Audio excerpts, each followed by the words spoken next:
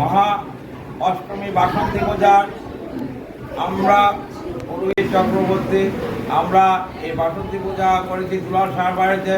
এইখানে 2005 থেকে এই বাসন্তী পূজা অনুষ্ঠিত হচ্ছে।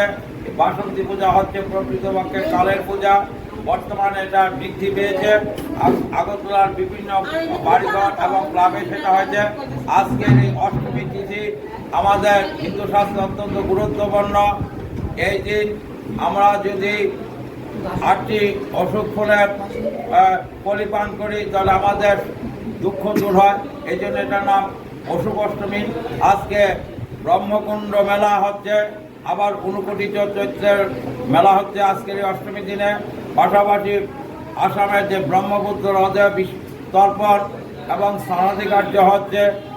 এই পবিত্র অষ্টমী তিথিতে আমরা এখানে পূজা করেছি। একটু আগে আমাদের কালী পূজা এবং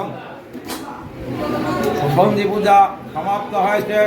আমরা সবাই এই সন্ধি পূজা কালী পূজার প্রসাদ নিয়ে যাবেন। সবাইকে আগামীকাল পূজা এবং যজ্ঞের পূর্ণাহুতিতে আমরা জলাশয়ের পক্ষ থেকে সবাইকে নিমন্ত্রণ করছি। আপনারা আসবেন, দেখবেন, উপভোগ করবেন এবং প্রসাদের ব্যবস্থা আছে। আপনারা মা দুর্গার প্রসাদ নিয়ে যাবেন এবং ঘরে শান্তি শৃঙ্খলা এবং আনন্দময় পরিবেশ সৃষ্টি হবে। এটাই আমাদের বাসন্তী দুর্গা পূজার মূল প্রার্থনা। সবাইকে ধন্যবাদ।